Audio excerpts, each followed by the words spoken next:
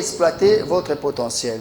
Nous avions dit, d'habitude, nous faisons des formations dans les entreprises qui n'ont rien à voir avec la Bible, mais cette fois-ci, nous avons voulu faire une formation qui touche directement la Bible. Et nous allons puiser tout ce que nous sommes en train de faire, tout ce que nous allons dire, les vérités que nous allons sortir dans la Bible. Nous avons notre verset de base qui va nous aider dans cette étude que nous allons avoir avec vous. Proverbe 30, le verset 28. Un petit proverbe, une sagesse, une petite sagesse, mais qui renferme beaucoup de choses que nous allons étudier. Proverbe 30, le verset 28 dit, « Les lézards qu'on attrape à la main et qui pénètrent dans les palais de roi. » En réalité, lorsque l'on regarde ces petits animaux, on se dit c'est un animal qui est légèrement faible, avec des limites. Mais on dit, malgré ces limites, vous les trouvez dans les palais du roi. Formidable. Quelqu'un qui est limité, qu'on ne considère pas, mais le lézard a développé un potentiel, une aptitude, un talent qui lui permet d'entrer dans la maison des rois. Dans votre maison, il y a des lézards. Récemment, j'ai chassé, on m'a envoyé de la Chine la technique pour chasser les lézards de chez nous. Il fallait prendre l'ail mélangé avec le sel et placer. Et j'ai vu que les lézards avaient fui. Mais depuis un certain temps, j'ai vu qu'ils sont encore revenus. Je ne les ai pas invités, mais ils ont le potentiel d'entrer dans ma maison. Certaines fois même, lorsque nous sommes en train de bâtir nos maisons, alors que nous ne les avons pas encore occupées, les lézards se permettent d'être les premiers avant nous. Petit animal, faible, mais avec un potentiel énorme. Avec un potentiel énorme. Donc cela ne vous excuse pas votre taille, vos défauts, votre capacité financière qui peut être insignifiante ou autre. Cela ne vous excuse pas que vous ne puissiez pas réussir. Si le lézard peut entrer dans une maison élevée, je considère que même celui qui est boiteux, même celui qui est infirme, même celui qui n'a pas tous les atouts, peut développer quelque chose qu'il a, pourvu qu'on puisse regarder ce qu'on a pour changer sa vie. Ésaïe 2 plutôt, le verset 2, un verset formidable. Dans la suite des temps, la montagne de la maison du Seigneur sera établie au sommet des montagnes, elle s'élèvera au-dessus des collines et toutes les nations y afflueront. Ici, on est en train de parler du temple. Au début, on dit c'est une montagne.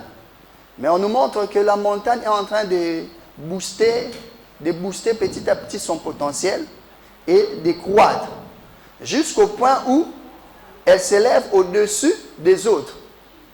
Je ne sais pas qu'est-ce qui s'est passé, mais nous ne parlons que de cette maison qui est devenue plus importante. Dès l'instant que cette maison est devenue plus importante, on nous dit la conséquence immédiate, c'est que les nations y ont afflué. Les nations font quoi? Viennent. Et je dis souvent aux gens, si vous restez statico, si vous ne vous perfectionnez pas, si vous ne montez pas, si vous ne croissez pas, si votre potentiel ne croît pas, ne monte pas, ne progresse pas, vous avez beaucoup de chances de rester sur place et de disparaître. Mais si vous les développez, nous allons voir comment les développer tout à l'heure, vous allez voir que les gens qui ne vous reconnaissaient pas vont commencer à vous reconnaître. Les gens qui ne faisaient pas cas de vous vont commencer à vous observer et à vous admirer. Pourquoi? Parce que vous êtes monté dans les domaines de votre vie, dans les domaines de votre vocation, dans les domaines de votre profession. Telle cette maison. Il y a un autre animal que j'aime énormément, c'est la chenille. La chenille. Pourquoi j'aime la chenille? Je n'aime pas trop manger la chenille, ce n'est pas mon plat préféré. mais j'aime sa vie. Parce que la chenille a le potentiel de muter et de se transformer en papillon. Je ne sais pas si vous avez déjà vu cela. La chenille se transforme en papillon. Au départ, la chenille est limitée. Au départ, la chenille, il y a des choses que la chenille ne peut pas faire.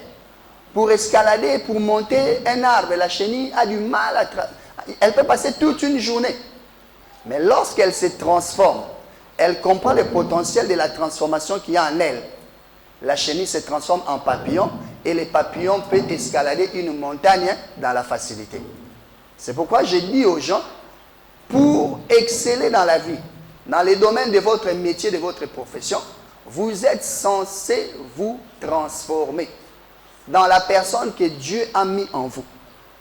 Sinon, vous resterez inutile et vous allez remplir les bancs de votre église, de votre entreprise. Vous resterez quelconque alors que vous êtes appelé à la grandeur, à être quelqu'un de très important.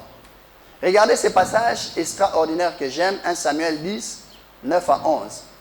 Saoul quitta Samuel et lorsqu'il se retourna pour reprendre la route, Dieu opéra une transformation en son être intérieur. Remarquez, il doit devenir roi.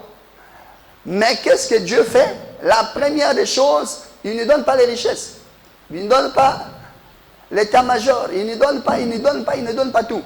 La première des choses, on dit, il transforme quoi?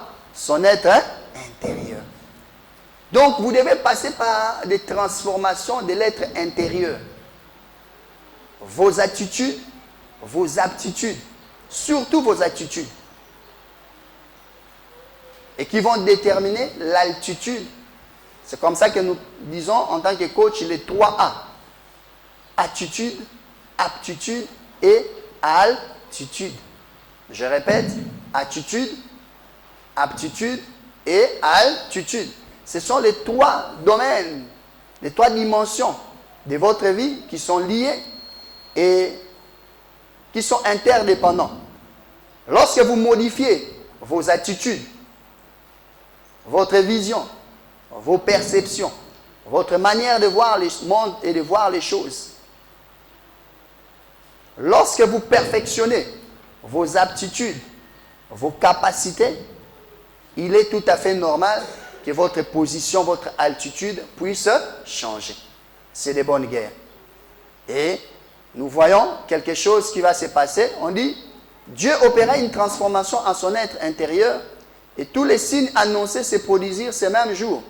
Quand ils arrivèrent à Gibéa, une confrérie de prophètes venait dans sa direction. Alors l'Esprit de Dieu tomba sur lui et il entra dans un état d'exaltation au milieu d'eux. Tous ceux qui les connaissaient auparavant et qui les virent dans un tel état avec les prophètes se demandèrent l'un à l'autre, qu'est-il donc arrivé au fils de Kish? Saül fait-il maintenant partie lui aussi des prophètes? Vous voyez? Les gens commenceront à se poser des questions sur vous et les plus médiocres vont vous taxer des magiciens, des sorciers, l'appartenance à une loge compliquée parce que vous aurez boosté, découvert votre potentiel et vous l'aurez mis en activation. Vous savez, quand vous avez des unités et que vous n'activez pas, les mégas que vous avez est différent, les mégas Internet. Mais lorsque vous l'activez, vous amplifiez le nombre de mégas. De la même manière, il y a un potentiel en vous énorme et ce potentiel demande à ce que vous puissiez amplifier cela. C'est quoi le potentiel? Parce que nous sommes en train de dire beaucoup de choses sur ça. C'est quoi les potentiels? C'est ça vraiment notre thème. Le potentiel. C'est quoi les potentiels? Le potentiel, d'après les dictionnaires, je suis allé voir les dictionnaires pour avoir l'idée exacte. Les dictionnaires définissent le potentiel comme un ensemble des ressources dont quelqu'un, une collectivité, un pays peut disposer. Un ensemble des ressources dont quelqu'un, une collectivité, un pays peut disposer. Regardez dans Deutéronome 8, 9 à 10, il est dit, un pays des froment, ça c'est Dieu qui promet, il dit, un pays des froment, d'orgues, de vignes, de figuiers, des grenadiers, un pays d'oliviers et de miel, un pays où tu mangeras sans avoir à te rationner, où tu ne manqueras de rien, un pays où les pierres sont du fer et où tu extrairas les cuivres de montagne. Les amis, laissez-moi vous dire une chose extraordinaire. Je peux même dire deux choses extraordinaires que j'ai vues ici. Dieu est merveilleux. Il donne divers types de potentiels. Même les nations ont des potentiels. C'est pourquoi, lorsqu'on parle de notre nation, de notre territoire, on dit scandaleusement riche. Scandaleusement riche. Mais réellement trop pauvre. Donc trop pauvre. Les gisements, beaucoup de choses, mais la pauvreté. Qu'est-ce qui se passe? Est-ce qu'il y a pas assez de ressources pour nous? Je pense qu'il y en a suffisamment, même de manière exagérée.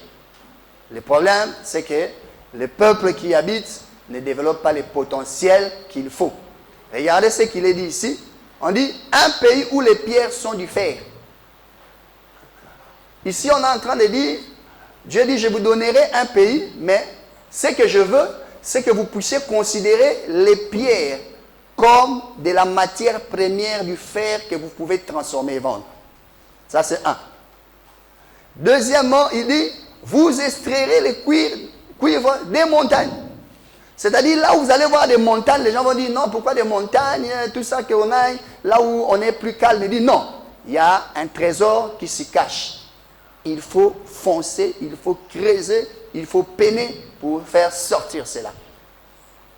Pour nous dire que nous avons le choix de piocher pour faire sortir les potentiels, les choses dont nous avons besoin, ou bien nous faisons comme monsieur tout le monde, nous attendons que le ciel nous réponde. Et nous faisons comme beaucoup le font, ils vont se réfugier à Mangengenge. Pourquoi? Parce qu'ils pensent que Dieu va créer une banque là-bas, il y aura une banque Western Union, et si là-bas, Dieu faisait tomber des choses, je suis sûr que nos banques auraient des succursales là-bas. Puisqu'ils n'ont pas de succursales, je n'ai pas vu mon ami qui est le responsable de la formation des Finca aller implanter une succursale, une agence là-bas. Je n'ai pas vu.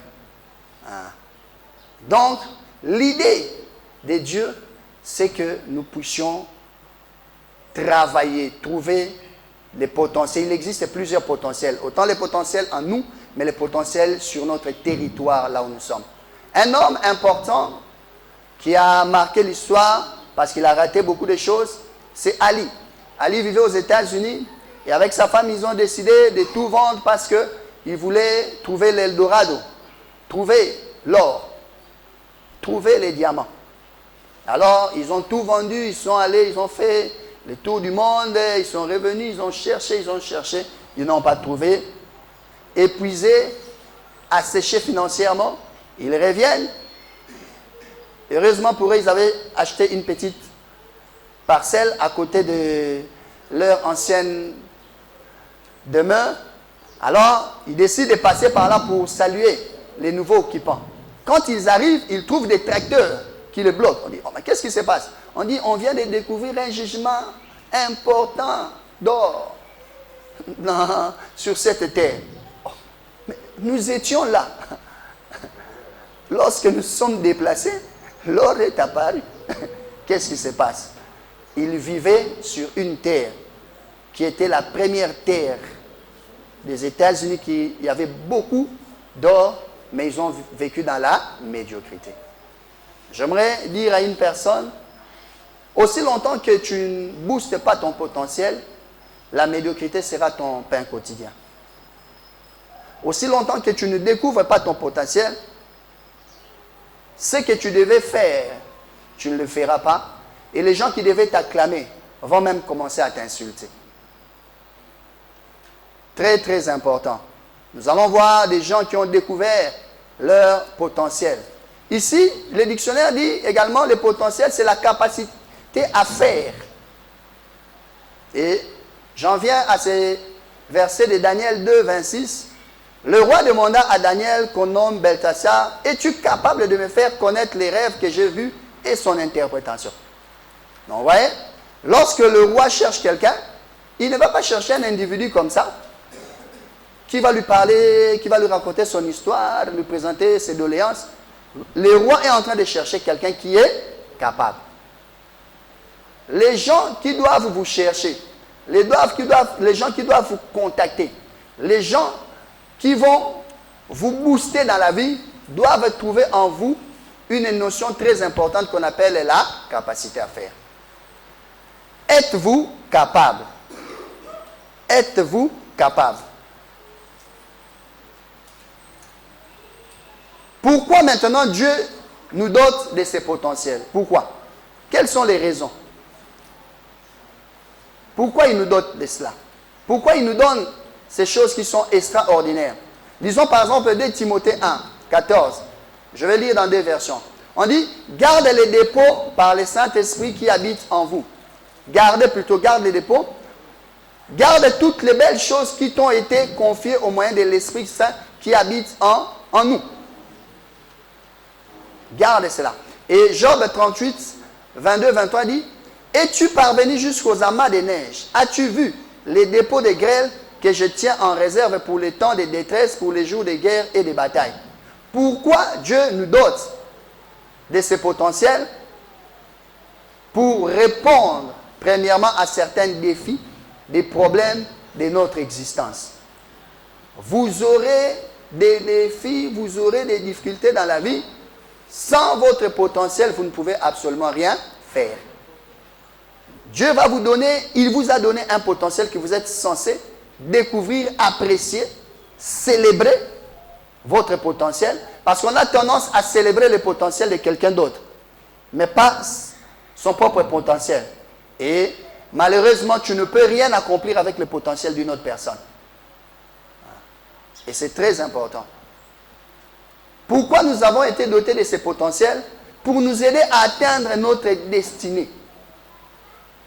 Pourquoi nous avons été dotés de ce potentiel? Pour aider les autres également à atteindre leur destinée. Très, très important. Il y a des gens qui n'attendent que notre potentiel.